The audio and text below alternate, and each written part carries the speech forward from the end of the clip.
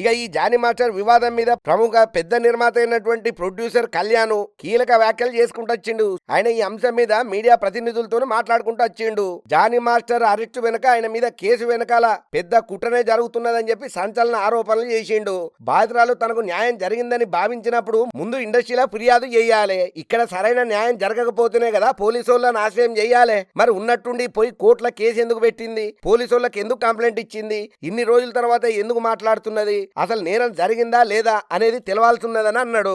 ఎప్పుడో ఆ అమ్మాయి మైనర్ గా ఉన్నప్పుడు జరిగింది, ఇప్పుడు ఎట్లా నిరూపించగలమని చెప్పి ఆయన అనుమానం వ్యక్తం చేసిండు. ఇంకా అంతేకాదు, అసలు దీనికి ఫోక్సో కేసు ఎట్లా వర్తిస్తుందో తెలుస్తలేదని కూడా చెప్పుకుంటూ వచ్చిండు. ఇవాళ జానీ మాస్టర్ కు ఒక గుర్తింపు, జాతీయ స్థాయిలో అవార్డు వచ్చినాకనే ఆమెకు అన్యాయం జరిగిందని గుర్తొచ్చిందా?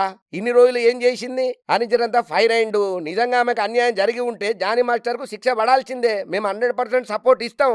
ఈ సినిమా ఇండస్ట్రీలో ఏ ఒక్క ఆడ కూతురుకు అన్యాయం జరిగితే మేము సహించము. కంపల్సరీ నిందితునికి శిక్ష పడాలి. కానీ ఇన్ని రోజులు నువ్వు ఎప్పుడో 2019లో జరిగింది, ఇప్పుడు కేసు ఎందుకు ఇచ్చినావు? దీని వెనకాల ఏం మతలబు ఉన్నదో నువ్వు చెప్పాలని చెప్పి జనంతా గట్టిగానే అడగబట్టిండు. ఇంకా అంతేకాకుండా సదరు యువతి ఎవరైతే కంప్లైంట్ ఇచ్చిందో ఆమెకు మాస్టర్ కార్డు రానివ్వకుండా జానీ మాస్టర్ అడ్డుకున్నారనేది పచ్చి అబద్ధం. స్వయంగా దగ్గరుండి ఆయనే ఇప్పించిండనేది నిజమని చెప్పి స్పష్టం చేసిండు. తమకు ఇండస్ట్రీలో అందరూ సమానమే, మాకు కులం మతం లేనే లేవు, ఇలాంటి ఇష్యూస్ వల్ల ఇండస్ట్రీకి పెద్ద డ్యామేజ్ జరుగుతున్నదని చెప్పుకుంటూ వచ్చిండు. ఛానళ్లు యూట్యూబ్లు ఉన్నాయని ఎవరికి దోషిందాళ్ళు ఎవరు ఇష్టం వచ్చినట్టు వాళ్ళు రాసుకుంటా పోతున్నారు, వాయిస్లు చెప్పుకుంటా పోతున్నారు. అసలు తప్పేంది ఒప్పేంది నిజాలు ఏంటిదనేది తెలుసుకోకుండా ఎవరు ఇష్టం వచ్చినట్టు వాళ్ళు డిబేట్ల మీద డిబేట్లు పెట్టుకుంటున్నారు న్యూస్ ఛానళ్లల్లా. ఇదెక్కడ రాజకం? ఏదేమైనా కూడా సినిమా ఇండస్ట్రీ మీదే పడతారు ప్రతి ఒక్కలని చెప్పి జనంతా గట్టిగానే ఫైర్ అయిండు. కేవలం ఈ జానీ మాస్టర్ అంశం అనేది ఏదైతే ఉన్నదో అది రాజకీయ లబ్ధి కోసమే చేస్తున్నారు అని చెప్పి గట్టిగానే ఆరోపణ చేసిండు ప్రొడ్యూసర్ సి కళ్యాణ్ సారు. మరి చూద్దామిలా నిజమెంతనో అబద్ధమెంతనో. జానీ మాస్టర్ నిర్దోషిగా బయటకు వస్తాడా, దోషిగా అట్లనే లోపలికి పోయి కూర్చుంటాడా? రాబోయే రోజుల్లో కాలమే నిర్ణయం చేస్తుంది. ఏం కాస్టింగ్ కౌసో, ఏం లైంగిక వేధింపులో వచ్చిన పనిని నిమ్మతంగా చేసుకొని పోక ఈ అడ్డమైన అరకతలు ఎందుకు వాడాలి?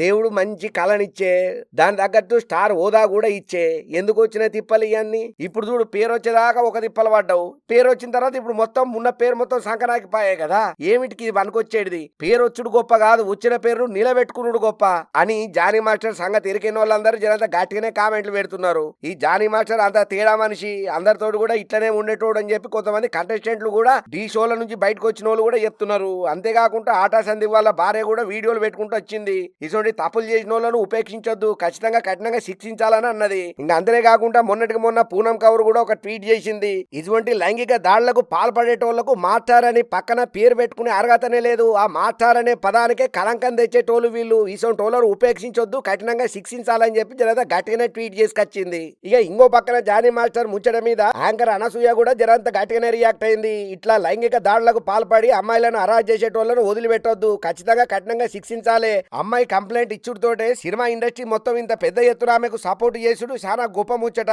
దోషులు ఎంత టోళ్ళైనా సరే ఎవరైనా సరే ఖచ్చితంగా ఒకరికి శిక్ష పడితేనే బుద్ధి వస్తుంది మిగతా వాళ్ళకి అని చెప్పి జరంత గట్టిగానే ఇండస్ట్రీ పైన కౌంటర్ ఇచ్చింది.